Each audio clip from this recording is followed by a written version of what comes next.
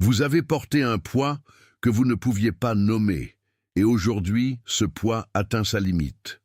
Ce lundi 25 août n'est pas une autre date ordinaire sur votre calendrier. C'est le jour où votre épreuve la plus difficile atteint son seuil final.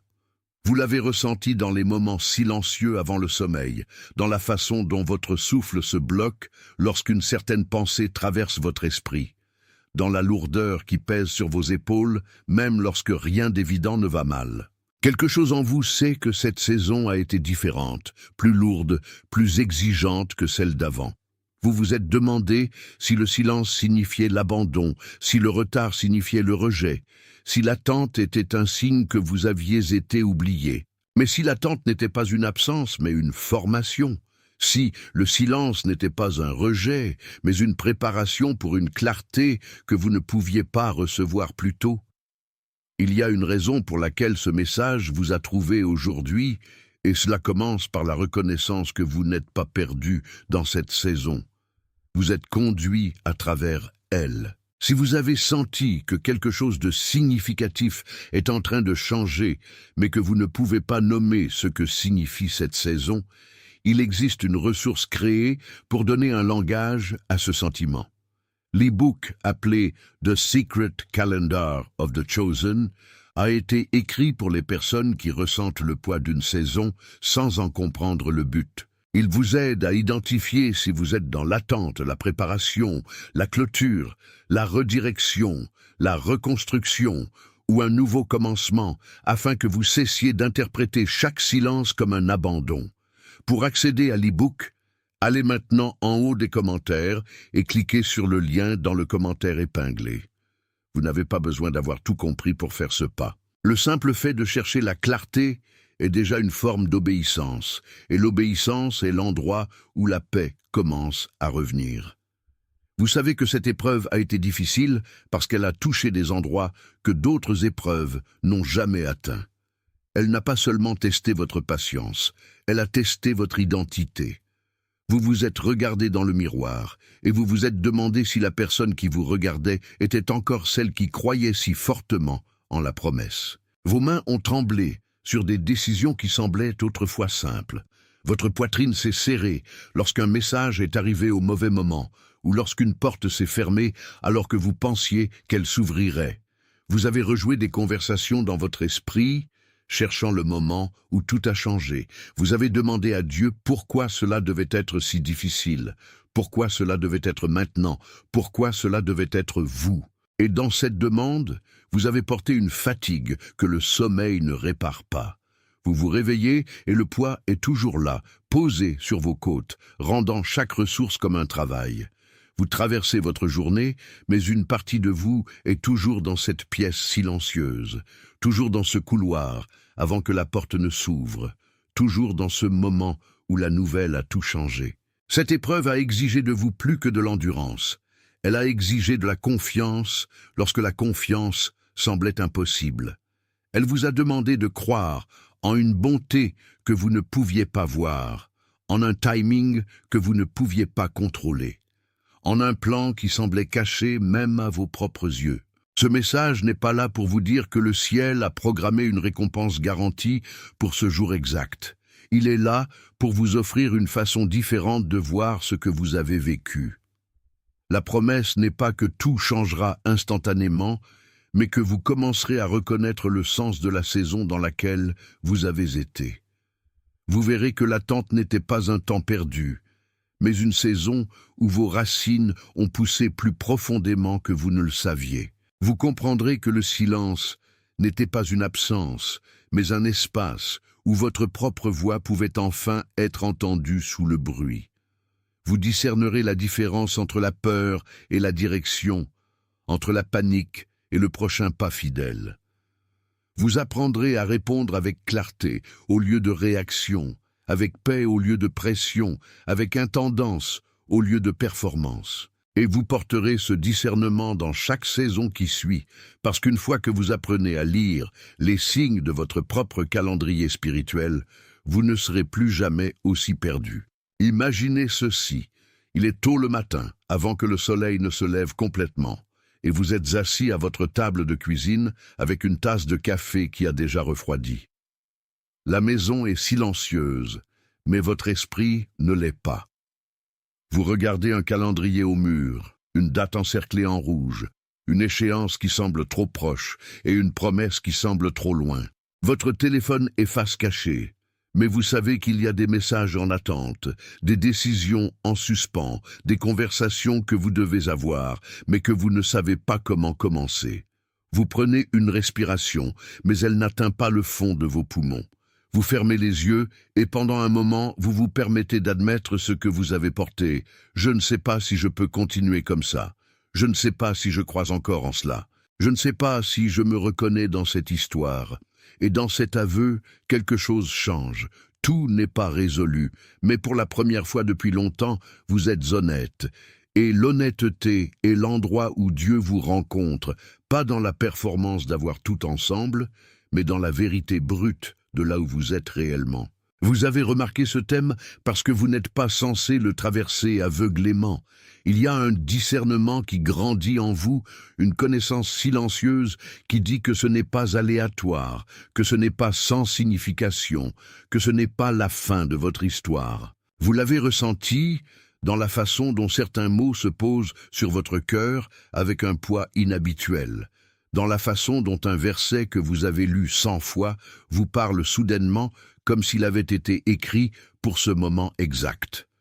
Vous l'avez ressenti dans la façon dont une conversation avec un ami, un étranger, un pasteur, un conseiller, a atterri avec une précision que vous ne pouviez pas expliquer. Vous l'avez ressenti dans la façon dont vos propres prières ont changé, de supplications désespérées à des requêtes plus silencieuses pour la clarté, pour la direction, pour le courage de faire le prochain pas, même lorsque vous ne pouvez pas voir tout le chemin. Ce constat n'est pas la preuve que tout sera facile à partir de maintenant, mais c'est un signe que vous êtes conduit. Et être conduit signifie que vous n'êtes pas seul. De nombreux lecteurs qui sont arrivés confus ou fatigués d'attendre ont dit que le matériel les a aidés à comprendre leur saison plus clairement, à organiser leurs prières ou à cesser d'interpréter chaque silence comme un abandon. L'e-book appelé The Secret Calendar of the Chosen offre un cadre pour reconnaître les signes de votre saison et répondre avec foi au lieu de peur. Pour accéder à l'e-book, allez maintenant en haut des commentaires et cliquez sur le lien dans le commentaire épinglé. Vous n'avez pas besoin d'avoir toutes les réponses pour faire ce pas. Vous avez seulement besoin d'être disposé à chercher la clarté. Et la clarté commence par un seul acte d'obéissance. Vous revenez à votre café et pour la première fois depuis des jours, il a un goût autre que celui de la fatigue. Il y a eu une opposition à cette reconnaissance et vous l'avez ressentie.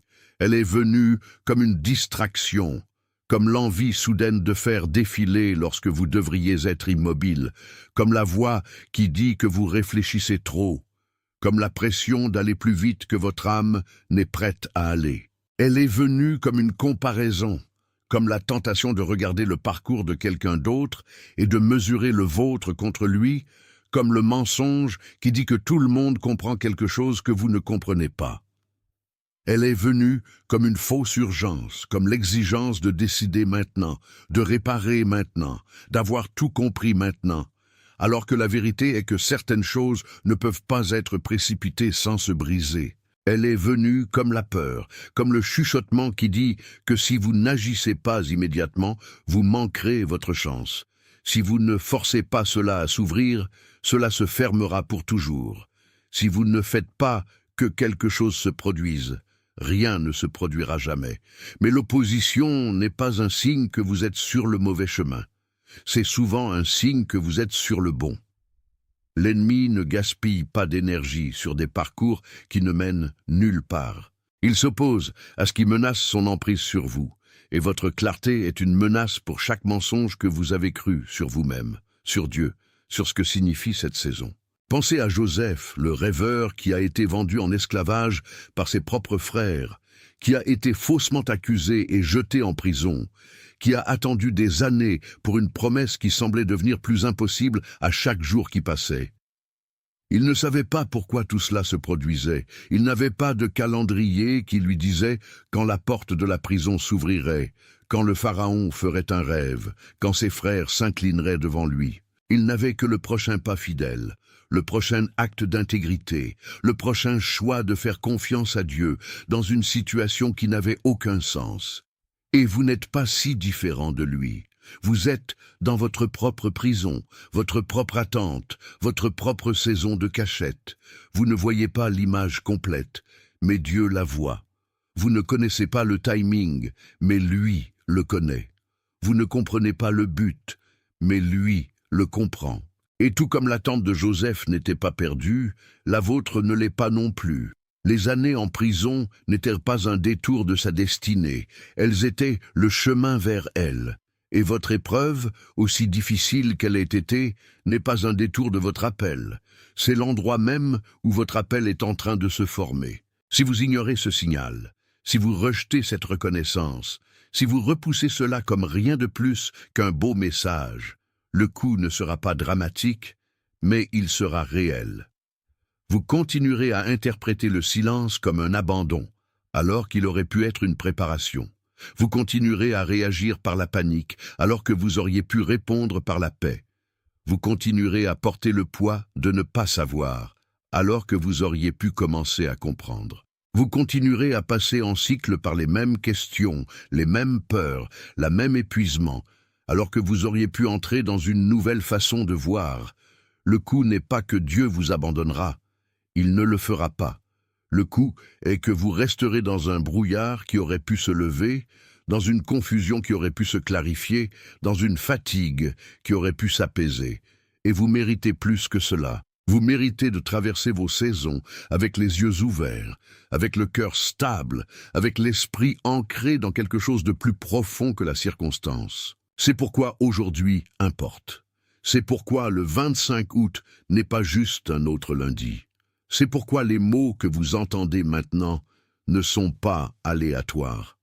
Vous êtes invités à recadrer ce que cette épreuve a été, non pas comme une punition, non pas comme un abandon, non pas comme une preuve que vous êtes oubliés, mais comme une saison de formation qui atteint maintenant sa limite. Si cela a résonné en vous, si vous sentez quelque chose changer à l'intérieur, tapez 888 dans les commentaires, comme une simple confirmation que vous êtes prêt à recevoir ce qui est offert. Puis, revenez à la narration, parce qu'il y a plus à dire, plus à comprendre, plus à recevoir. Vous n'êtes pas ici par accident, et ce message ne se termine pas là où il a commencé. La racine de cette épreuve n'est pas seulement externe, elle est aussi interne. Il y a un schéma en vous qui a maintenu cette saison plus longtemps qu'elle n'avait besoin de durer. Ce n'est pas votre faute, c'est simplement un schéma que vous avez appris. Peut-être il y a des années, peut-être dans un moment de douleur dont vous ne vous souvenez même pas clairement. C'est le schéma de croire que vous devez gagner ce qui est déjà le vôtre, que vous devez prouver votre valeur avant de pouvoir recevoir, que vous devez performer avant de pouvoir vous reposer. C'est le schéma d'interpréter le silence comme un rejet, de lire le retard comme un déni, de supposer que si Dieu ne répond pas immédiatement, il ne répond pas du tout. C'est le schéma d'essayer de contrôler ce qui n'a jamais été destiné à être contrôlé, de forcer les portes à s'ouvrir, qui étaient destinées à être ouvertes de l'autre côté, de porter des fardeaux qui n'étaient jamais destinés à être portés seuls. Et ce schéma vous a maintenu dans un cycle d'efforts, d'épuisement, de questionnement, de vous demander si vous êtes suffisant, si vous êtes digne, si vous êtes choisi du tout. Mais vous l'êtes. Vous l'avez toujours été. Et l'épreuve n'a pas été de prouver cela. Elle a été de le révéler. Votre esprit a raisonné d'une manière, votre corps a réagi d'une autre, et votre esprit a reconnu quelque chose de plus profond encore. Votre esprit dit que c'est trop difficile, que c'est trop long, que c'est trop. Votre corps dit « je suis fatigué, je suis lourd, je ne peux plus faire ça ». Mais votre esprit, la partie la plus profonde de vous, a chuchoté une vérité différente. Ce n'est pas la fin, ce n'est pas sans signification, ce n'est pas un abandon. Votre esprit s'est accroché à une promesse que votre esprit a oubliée, à une paix que votre corps n'a pas encore ressentie, à une clarté qui perce lentement le brouillard. Et la tension entre ces trois parties de vous est ce qui a rendu cette épreuve si difficile. Vous avez essayé de vous sortir par la pensée d'une saison spirituelle, de forcer votre corps à suivre un rythme pour lequel il n'était pas conçu, de faire taire la voix de votre esprit parce qu'elle parlait une langue que vous ne compreniez pas. Mais l'intégration est possible. Votre esprit peut apprendre à faire confiance à ce que votre esprit sait. Votre corps peut apprendre à se reposer dans la paix que votre esprit a tenue. Et vous pouvez commencer à traverser cette saison, non pas comme une personne fracturée, mais comme une personne entière, alignée d'une manière que vous n'avez pas été depuis longtemps. Ce discernement s'étend également à vos relations et environnements. Il y a des gens dans votre vie qui ont fait partie de cette épreuve, non pas comme des ennemis, mais comme des miroirs, vous montrant où vous avez encore besoin de guérison, où vous avez encore besoin de limites, où vous avez encore besoin de relâcher ce qui n'est pas à vous de porter. Il y a des environnements qui vous ont maintenu dans un état de réaction constante, où la paix est impossible, où la clarté est noyée par le bruit, où votre esprit ne peut pas respirer. Et le discernement n'est pas de couper tout le monde, de vous isoler, de devenir suspect de chaque motif. Il s'agit de reconnaître où vous pouvez être votre soi le plus vrai, où vous pouvez entendre la voix de Dieu le plus clairement, où vous pouvez vous reposer sans excuse. Il s'agit de créer de l'espace pour la personne que vous devenez, pas la personne que vous étiez. Il s'agit de gérer votre cœur, votre énergie, votre attention, d'une manière qui honore ce que Dieu fait en vous, pas ce que le monde exige de vous. L'opposition a une stratégie, et elle n'est pas subtile. Elle utilise le bruit pour étouffer la voix silencieuse de votre esprit. Elle utilise la fatigue pour vous empêcher de faire une pause assez longue pour entendre ce que Dieu dit. Elle utilise le retard pour vous faire croire que rien ne va jamais changer. Elle utilise de moindres urgences pour vous garder occupé avec des choses qui n'importent pas, afin que vous n'ayez pas de temps pour la chose qui importe. Elle vous garde à faire défiler lorsque vous devriez être immobile, à parler lorsque vous devriez écouter, à bouger lorsque vous devriez vous reposer. Et elle fait cela non pas parce qu'elle est plus forte que Dieu, mais parce qu'elle sait que vous êtes plus susceptible d'entendre Dieu dans le calme que dans le chaos. Elle sait que si vous faites une pause, si vous vous reposez, si vous écoutez, vous vous souviendrez de qui vous êtes, de qui vous appartenez, et de ce que cette saison a formé en vous. Alors elle vous garde occupé, vous garde fatigué, vous garde distrait, vous garde loin des choses même qui vous apporteraient de la clarté, mais vous commencez à voir la stratégie, et la voir est la première étape pour en sortir. Ceci est le point de tournant. C'est le moment où vous arrêtez de négocier avec la vérité que vous avez évitée. Vous arrêtez de dire « je m'occuperai de cela plus tard, je ferai face à cela quand je serai prêt, je ferai confiance à Dieu quand les choses auront plus de sens ». Vous arrêtez d'attendre le moment parfait, le sentiment parfait, la clarté parfaite avant de faire le prochain pas. Vous arrêtez d'essayer de gagner ce qui est déjà le vôtre, de prouver ce qui est déjà vrai, de performer ce qui est déjà donné. Vous arrêtez de porter le fardeau du timing, des résultats, des issues, et vous commencez à gérer ce qui est devant vous, un jour à la fois, un choix à la fois, un acte d'obéissance à la fois. Vous arrêtez de demander pourquoi cela se produit et commencez à demander ce que Dieu forme en vous à travers cela. Vous arrêtez d'interpréter le silence comme un abandon et commencez à le voir comme un espace pour que votre propre voix soit entendue, un espace pour que votre esprit parle, un espace pour que Dieu travaille d'une manière que vous ne pouviez pas voir si vous remplissiez constamment le silence avec du bruit. Ce n'est pas un moment dramatique, c'est un moment calme. Mais les moments calmes sont souvent là où les changements les plus significatifs se produisent. Imaginez une graine enterrée dans le sol. Il fait sombre, c'est lourd, c'est confiné. De l'extérieur, on dirait que rien ne se passe. Mais à l'intérieur, quelque chose se forme. Les racines poussent vers le bas.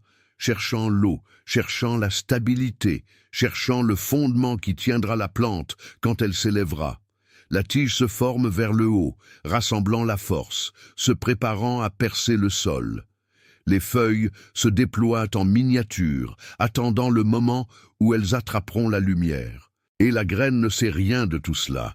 Elle ne voit pas les racines, la tige, les feuilles. Elle ne connaît que l'obscurité, le poids, le confinement. Mais la formation se produit quand même, et vous êtes cette graine. Vous avez été dans l'obscurité, dans le lourd, dans le confiné, et cela a semblé comme si rien ne se passait. Mais quelque chose s'est formé en vous qui n'aurait pas pu se former dans la lumière, dans la facilité, dans l'ouverture. Vos racines ont poussé plus profondément que vous ne le saviez.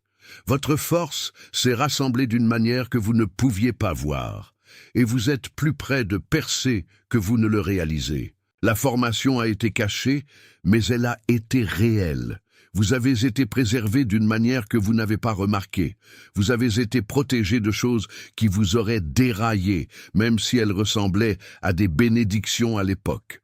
Vous avez été tenu à l'écart de chemins qui vous auraient éloigné de votre appel, même s'ils ressemblaient à des opportunités.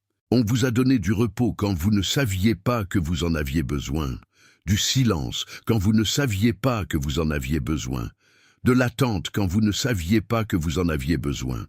Et tout cela a fait partie de la formation, une partie de la préparation, une partie du processus qui vous amène à ce moment. Vous n'avez pas été oublié, vous avez été formé, vous n'avez pas été abandonné, vous avez été préservé, vous n'avez pas été laissé derrière, vous avez été conduit. L'opposition a essayé de vous garder couvert, retardé, retenu.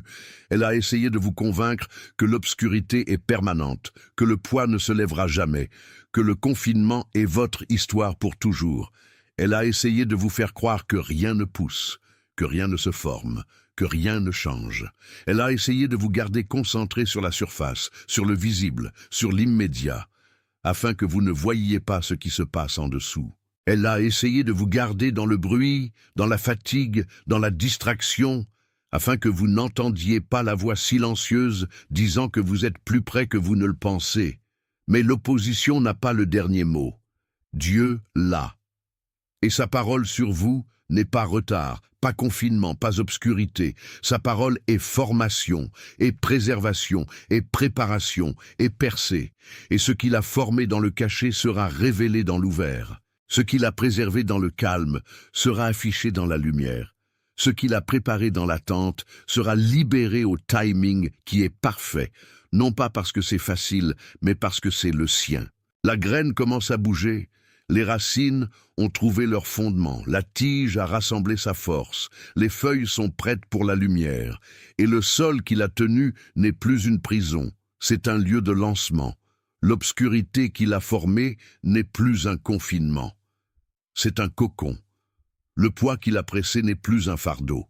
C'est la pression qui précède la percée. Et vous ressentez ce mouvement. Vous sentez que quelque chose change, que quelque chose s'ouvre, que quelque chose s'élève. Vous ne savez pas exactement à quoi cela ressemblera, mais vous savez que cela arrive. Vous ne savez pas exactement quand cela percera, mais vous savez que c'est proche.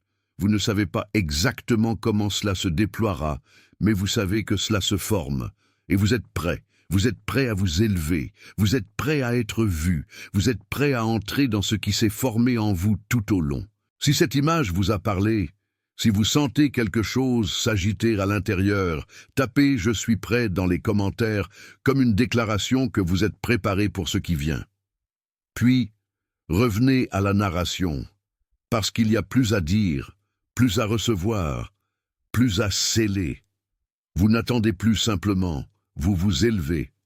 Et s'élever n'est pas un événement futur, c'est une réalité présente. Vous vous élevez maintenant, dans le calme, dans le caché, dans les endroits que personne d'autre ne peut voir. Et ce qui s'élève en vous sera vu par tout le monde, au timing qui est parfait, de la manière qui est fidèle, dans la forme qui est vraie. Ce retour n'est pas une performance, c'est une reconnaissance. Vous ne devenez pas choisi, vous vous souvenez que vous avez toujours été choisi. Vous ne gagnez pas ce qui est déjà le vôtre, vous recevez ce qui a déjà été donné. Vous ne prouvez pas votre valeur, vous vous reposez en elle. Et ce repos n'est pas passif, il est actif. C'est le choix actif de faire confiance à ce que Dieu a formé en vous, de gérer ce qu'il a préservé en vous, d'entrer dans ce qu'il a préparé pour vous. C'est le choix actif de relâcher ce qui n'est pas à vous de porter, de fermer ce qui n'est pas à vous de garder ouvert, de dire non à ce qui n'est pas à vous de dire oui. C'est le choix actif de marcher dans la paix qui s'est formée en vous, de parler la clarté qui a grandi en vous, de vivre la vérité qui vous a été révélée. Et ce choix n'est pas une fois, il est quotidien. C'est la décision quotidienne de faire confiance, de se reposer, de recevoir, de faire un pas, de gérer, de marcher, de parler, de vivre. Et chaque jour que vous faites ce choix, vous devenez plus de qui vous avez toujours été. Une pratique concrète. Chaque matin, avant de vérifier votre téléphone, avant d'ouvrir votre email, avant de vous engager avec le bruit de la journée, prenez 3 minutes pour vous asseoir dans le silence. Fermez les yeux. Placez votre main sur votre poitrine. Respirez lentement et dites-vous « Je suis choisi, je suis préservé, je suis prêt ». Laissez ces mots s'enfoncer dans votre corps, dans votre esprit, dans votre mental. Laissez-les devenir le fondement de votre journée, l'encre de votre cœur, la vérité de votre identité. Et quand le bruit vient, quand la pression monte, quand l'opposition essaie de vous ramener dans les anciens schémas, revenez à ces mots, revenez à ce silence, revenez à cette vérité, et vous constaterez que le bruit ne vous noie pas, la pression ne vous écrase pas, l'opposition ne vous déraille pas. Vous êtes ancré dans quelque chose de plus profond que la circonstance et cette ancre tiendra. Une autre pratique concrète. Chaque soir, avant de dormir, prenez 5 minutes pour passer en revue votre journée. Non pas pour la juger, non pas pour la critiquer, non pas pour rejouer ce que vous avez mal fait, mais pour reconnaître où Dieu était présent. Où avez-vous ressenti la paix ? Où avez-vous ressenti la clarté? Où avez-vous ressenti la force? Où vous êtes-vous senti guidé? Où vous êtes-vous senti protégé? Où vous êtes-vous senti formé? Écrivez ces moments, même s'ils sont petits, même s'ils sont calmes, même s'ils sont cachés. Et avec le temps, vous commencerez à voir un schéma, un calendrier de votre propre formation spirituelle, un enregistrement de la façon dont Dieu vous a conduit, formé, préservé, préparé. Et cet enregistrement deviendra votre encre, votre preuve, votre rappel que vous n'êtes pas perdu, vous n'êtes pas oublié, vous n'êtes pas abandonné. Vous êtes conduit, et la conduite est fidèle. Il y a de la miséricorde dans les limites, il y a de la protection dans les frontières, il y a de la paix dans les pauses, et vous apprenez à les embrasser. Vous apprenez à dire non à ce qui vous draine, à fermer ce qui vous épuise, à relâcher ce qui n'est pas à vous de porter. Vous apprenez à faire une pause avant de réagir, à vous reposer avant de vous efforcer, à écouter avant de parler. Vous apprenez que les limites ne sont pas des limitations, elles sont une intendance. Que les frontières ne sont pas des barrières, elles sont une protection. Que les pauses ne sont pas des retards, elles sont de la sagesse. Et cet apprentissage n'est pas facile, il est nécessaire. C'est le travail nécessaire pour devenir qui vous êtes censé être, pour marcher dans l'appel qui vous a été donné, pour gérer la vie qui vous a été confiée. Et pendant que vous apprenez, vous constaterez que votre paix s'approfondit, que votre clarté s'affine, que votre force se stabilise. Vous constaterez que vous ne perdez rien, vous gagnez tout. Il y a une décision devant vous, et elle est claire. C'est la décision de faire confiance à ce que Dieu a formé en vous, de gérer ce qu'il a préservé en vous, d'entrer dans ce qu'il a préparé pour vous. C'est la décision de relâcher les anciens schémas, de fermer les anciennes portes, de laisser partir les anciens fardeaux. C'est la décision de marcher dans la paix qui s'est formée en vous, de parler la clarté qui a grandi en vous, de vivre la vérité qui vous a été révélée. Et cette décision n'est pas compliquée, elle est simple. C'est le choix simple de faire confiance, de se reposer, de recevoir, de faire un pas, de gérer, de marcher, de parler, de vivre. Et vous pouvez le faire maintenant.